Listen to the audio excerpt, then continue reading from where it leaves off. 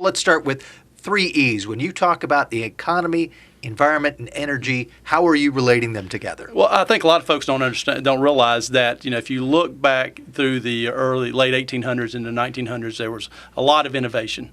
And I remember watching the miniseries that came on History Channel called America, The Story of Us. And it talked about Carnegie, and it talked about all the folks that developed the steam engine and how the railroad got put across. But one thing they did talk about was Edison and Tesla. And that struck me to know that we're still doing basically the business the same way as far as delivering electricity, moving the electrons down the pipe as they did then. So it made me think that how important that is, but how much for granted we take that. And everybody says, well, if I flip on the switch, they expect the lights to come on. And it's remarkable and surprising when it doesn't. So we've done a great job at that, but we have to move to the next level. And because I believe the next economy is going to be driven by moving data and energy. So when we become good at those two things, we really build the business environment to create jobs in North Carolina. So that's how we kind of relate all those things together.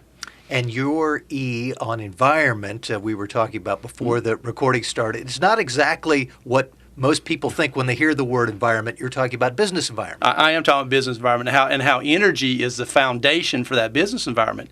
If you can't, there's three things we need to do in North Carolina to create business and bring business here and help our incumbent business. The first is create a system to where it's not expensive to do business in North Carolina, to create a fair system for everybody, whether you want to come and do business here or whether you're already here. Second thing is provide a union-free workforce to these folks, to be able to develop I'm a fan of putting that in our Constitution. The third thing is develop a reliable, cheap energy situation in North Carolina. And right now we're about middle of the pack.